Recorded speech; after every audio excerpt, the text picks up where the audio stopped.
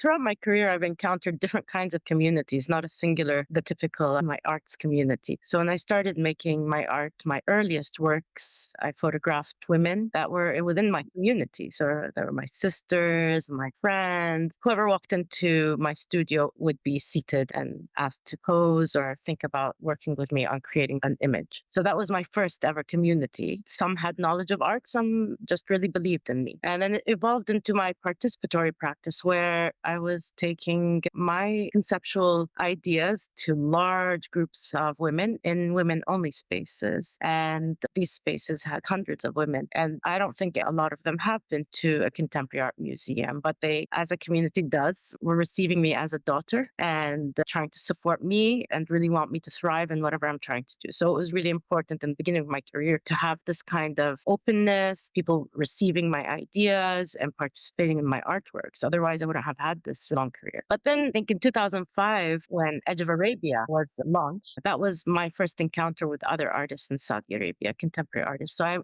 in my community, I had Munir al-Musili, may she rest in peace, a modernist artist, and she lived within the Eastern Province in Bahrain. But that was the only person that I would see as an artist later in my life. When Edge of Arabia happened, they invited me and they said it's an exhibition of Saudi contemporary art. We're all going to London for a show at the SOAS at the Brunei Gallery. I was like, who else is out there? And it was really for me an amazing moment where I think I joined that exhibition solely because I wanted to meet the other artists. I didn't care what the show was about, if it was curated. And so that became my community. Later on in Royal College of Art, when I went to do my second master's degree, I recognized a lot of artists coming from the Gulf countries, and we decided to meet and discuss our art because our schools were very Eurocentric and our art was very much misunderstood in these spaces. And we had other things that we wanted to discuss. And we would gather and we called it the Arab Art Salon, and we would meet in my studio and other people's homes. So communities throughout my career have really encompassed me and helped me throughout.